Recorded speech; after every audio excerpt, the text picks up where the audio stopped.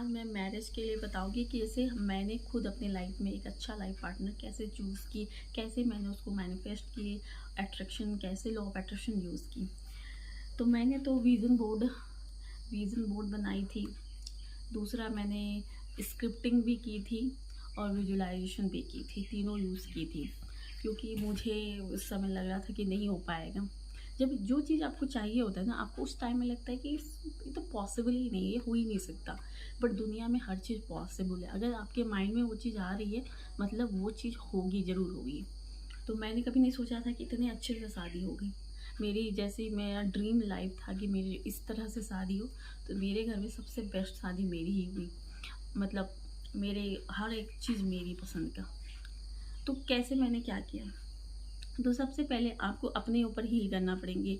जैसे आप सबसे पहले लॉ ऑफ अट्रैक्शन ही होती है, जैसे आप हो वैसे आप दूसरे को अट्रैक्ट करो। तो सबसे पहले क्या है कि आप मिरर को देखिए और अपने आप को प्यार कीजिए। कि प्यार मतलब ये नहीं कि सेल्फिश होती है कि thank you so much, I love you. अपने आप को बोलिए कि मैं बहुत अच्छी हूँ, मैं दूसरों से बहुत अच्छी हूँ, मैं लोगों से मैं बहुत सॉफ्ट हूँ, मैं लोगों को बहुत दया करती हूँ, मैं बहुत अच्छी हूँ, मेरे हेयर बहुत अच्छी है, मैं आई से मैं बहुत सुंदर हूँ, मैं बहुत कॉन्फिडेंट हूँ। अगर आपके अंदर में ये रहता है कि मैं अच्छी दिखती नहीं, मैं ये वो, तो एक कॉन्फ्लिक्ट आता है। तो हमेशा सोचिए कि मैं परफेक्ट हूँ, भगवान ने मुझे बनाया है तो मेरे अंदर तो परफेक्ट होगा ही, मैं बहुत अच्छी हूँ। कोई ना कोई भगवान सच में कोई ना कोई किसी पार्ट, मुझे लगता है कि भगवान ने स्पेशली आपके लिए कोई बना के रखता है। बस आपको उस इंसान को सही टाइम, सही वक्त का इंतज़ार करना पड़ता है और वो आपकी लाइफ में आती है। क्योंकि जब मैं अपने हस्बैंड के जब मेरी शादी हुई तो मुझे पता चला मेरे हस्बैंड दिल्ली में 2018 से था और मैं भी 2018 से थी। लेकिन मैं कभी नहीं मिली, वहाँ मेट्रो में जाती थी, हो सकता तो मिल सकती थी, लेकिन नहीं हुआ। जब आपका परफेक्ट टाइम होती है तभी आपको मिलता है। इसलिए भगवान पर ट्रस्ट कीजिए। और ये प्रोसेस कैसे है, लॉ ऑफ अट्रैक्शन कैसे यूज़ करना है, सिंपली है कि आप एक विजन बोर्ड ऐसी होती है, ऐसे बनाइए जैसे मैं बनाई थी। और इसको आप ऐसे करके कोई विजन बनाइए, कोई लाइफ पार्टनर कि दोनों हंसता हुआ कोई एक लाइफ पार्टनर है, और उसको सुबह उठ के देखिए कि ऑलरेडी आपकी शादी हो गई है, आप बहुत खुश हैं, आप वहाँ घूम रहे हैं। ये होती है विजन बोर्ड। अब इसमें देखिए कि सेकेंड स्टेप क्या होती है, स्क्रिप्टिंग। लिखने में बहुत पावर है। जैसे मैंने लिखी हूँ, thank you God I am married, thank you he is a good person, उसकी हाइट लिखी हूँ। और केयरिंग, अंडरस्टैंडिंग, ट्रस्ट, तो ये सब मैंने उसकी क्वालिटी लिखी थी जो कि है। फिर थैंक यू, ये सबसे बेस्ट लाइन है। आप सिंपल सा एक अपना लाइन बनाइए, thank you God, I am so happy he is my husband, I am so lucky, thank you God. तो ये मैंने थोड़ा स्क्रिप्टिंग, आपको जरूरी नहीं आप दिन भर उसको लिखते रहिए, आप एक बार लिखिए और उसको देखते रहिए।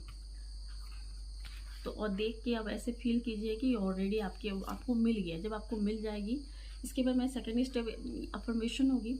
इसके बाद जब मैं सोती थी तो मैं कैसे विजुलाइजेशन करती थी, तो विजुलाइजेशन होती है जब सोने के टाइम मैं ऐसे करती थी कि ऑलरेडी वो चीज़ मुझे मिल गया। मिलने के बाद क्या होता है, तो मिलने के बाद आप एक साथ रहते हैं और आप एक साथ, मैं ऐसे विजुलाइज करती थी कि मेरी ऑलरेडी शादी हो गई है, हम दोनों घूम रहे हैं। और मैंने ऐसा भी विजुलाइज कर दी थी कि हम पहाड़ में घूम रहे हैं, इस वजह से मैं पहाड़ी में घूम रही हूँ अभी तक।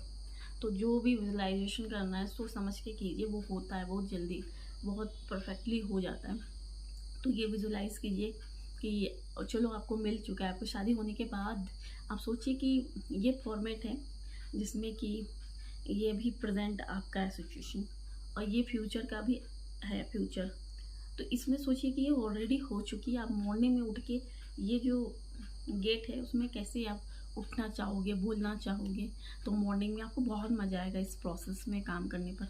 तो इसमें आप सुबह उठोगे, आप अपने हस्बैंड को देखोगे, आपको ऐसे ट्रीट करना है कि ऑलरेडी वो चीज़ मुझे मिल चुकी है।